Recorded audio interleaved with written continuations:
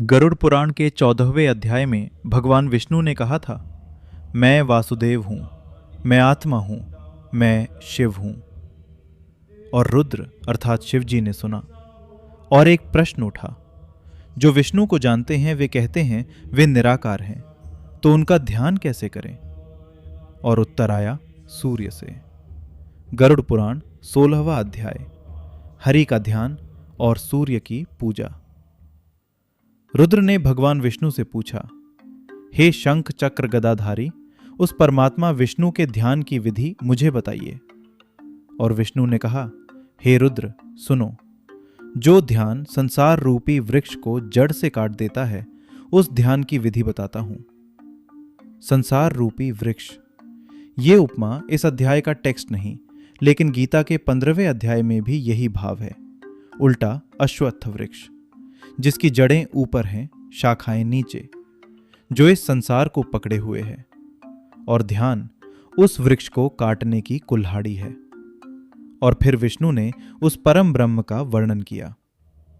वह महान ब्रह्म जिसका रूप अदृश्य है, जिसका अंत नहीं देखा जा सकता, जो सर्वव्यापी है, जो अजन्मा है, जो अपरिवर्तनीय है, जो अविनाशी है, जो सर्वत्र व्याप्त है, जो शाश्वत है, अर्थात जो सदा था, सदा है और सदा रहेगा, जो समस्त ब्रह्मांड का मूल कारण है और जो सबका परम स्वामी है।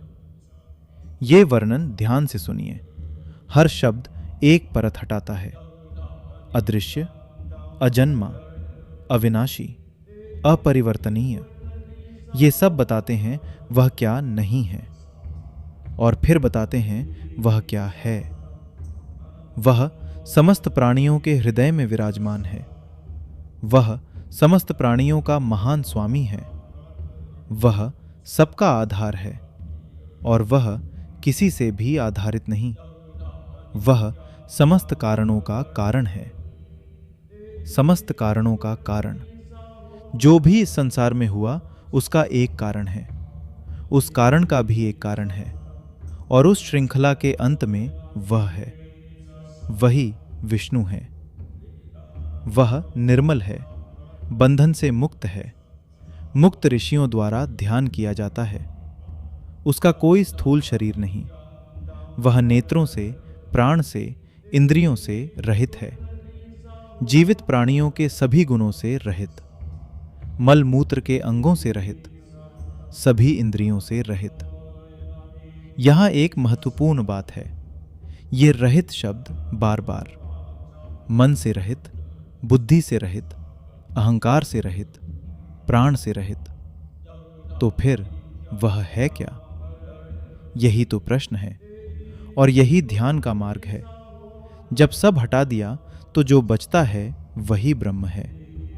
जैसे मूर्तिकार कहता है, मूर्ति तो पत्थर में थी, मैंने सिर्फ अनावश्यक हटाया।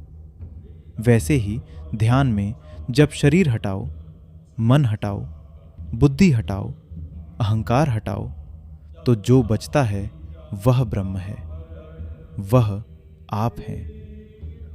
और अब वह भाग जो इस अध्याय को विशेष बनाता है। रुद्र ने पूछा था ध्यान कैसे करें। विष्णु ने कहा, सूर्य से शुरू करो। यह बहुत रोचक है। जो परमात्मा निराकार है उसे प्रत्यक्ष कैसे देखें?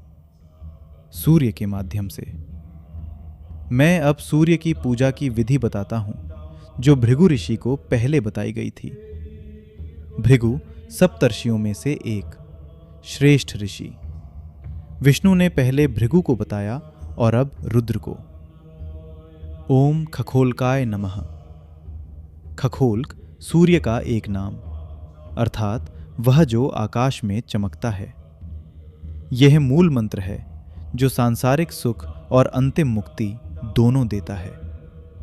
एक मंत्र, दो फल, सांसारिक सुख और मोक्ष। यही गरुड़ पुराण की विशेषता है, जो भोग और मोक्ष दोनों साथ देता है। और फिर सूर्य गायत्री। ओम आदित्याय विद्महे विश्वभावाय धीमहि तन्नः सूर्यः प्रचोदयात्। ओम आदित्याय विद्महे विश्व भावाय धीमहि तन्नः सूर्यः प्रचोदयात्। आदित्य, अदिति के पुत्र सूर्य। विद्महे, हम जानते हैं। विश्व भाव, समस्त विश्व के उत्पत्तिकर्ता। धीमहि, हम ध्यान करते हैं।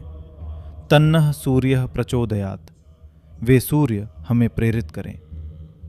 यह सूर्य गायत्री है। जैसे सावित्री गायत्री सूर्य के उस सर्वोच्च रूप का मंत्र है, वैसे यह भी। और इस गायत्री से साकलीकरण अर्थात समग्र पूजा होती है। विष्णु ने दिशाओं का विधान बताया। पूर्व में धर्म को नमस्कार, दक्षिण में यम को, उत्तर में दंडनायक को और वैवर्ण को अर्थात यम के सहायक को। उत्तर पूर्व में श्यामल रूप, दक्षिण पूर्व में दीक्षित, दक्षिण पश्चिम में इंद्र, उत्तर पश्चिम में ओम भूर्भुवः स्वः। ये दिशाओं की पूजा 12वें और 13वें अध्याय के विष्णु पंजर जैसी है। हर दिशा में एक रक्षक, पूर्व से उत्तर पश्चिम तक सूर्य की उपस्थिति, और वृषभ ध्वज शंकर की 8 दिशाओं में पूजा। वृषभ ध्वज अर्थात वृषभ बैल को ध्वजा पर धारण करने वाले शिवजी, जिनका वाहन और ध्वजा दोनों नंदी बैल हैं। ओम चंद्रमा को नमस्कार। ओम अंगारक मंगल पृथ्वी के पुत्र को नमस्कार। ओम बुध चंद्रमा के पुत्र को नमस्कार। ओम बृहस्पति वाणी के स्वामी को नमस्कार। ओम शुक्र भृगु के पुत्र को नमस्कार। ओम शनैश्चर सूर्य के पुत्र को नमस्कार। ओम राहु को नमस्कार। ओम केतु को नमस्कार।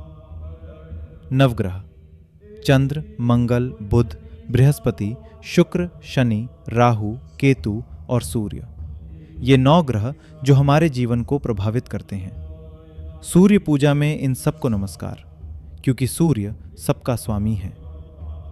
और अंत में सूर्य को विदा करते समय, हे आदित्य, हे सहस्त्र रश्मि अर्थात 1000 किरणों वाले, हे संपूर्ण ब्रह्मांड के स्वामी, 7 घोड़ों वाले, 4 भुजाओं वाले, जाइए और पुनः आइए। ये विदाई मंत्र है। जैसे किसी प्रिय अतिथि को विदा करते हैं, जाइए और फिर आइए, वैसे ही सूर्य को। हर दिन उगते हैं, हर दिन डूबते हैं, और हम कहते हैं आते रहिए। यही भक्ति है। इस 16वें अध्याय में 3 बातें। पहली, ब्रह्म का स्वरूप। वह अदृश्य है, अजन्मा है, अविनाशी है, सबका कारण है, लेकिन वह किसी से कारणित नहीं। गरुड़ पुराण के 14वें अध्याय में विष्णु ने कहा था, मैं वह हूं। इस 16वें अध्याय में रुद्र पूछ रहे हैं, उसे कैसे जानूं? और उत्तर है, जब सब हटा दो, जो बचे वह ब्रह्म है। दूसरी, सूर्य ब्रह्म तक का मार्ग। जो निराकार को नहीं देख सकता, वह सूर्य को देखे। सूर्य साकार है, प्रत्यक्ष है, और सूर्य में वही परम तेज है। तीसरी, जाइए और फिर आइए। हर दिन सूर्य उगते हैं, हर दिन हम जागते हैं। यह कोई संयोग नहीं। जब सूर्य उगे तो एक क्षण रुकिए, यह सोचिए, ये वही प्रकाश है जिसका ध्यान करने से ब्रह्म मिलता है। कल सुबह जब सूर्य उगे, बस एक बार ये गायत्री मन में दोहराइए। ओम आदित्याय विद्महे विश्वभावाय धीमहि तन्नः सूर्यः प्रचोदयात्। यही इस अध्याय का सबसे बड़ा उपहार है।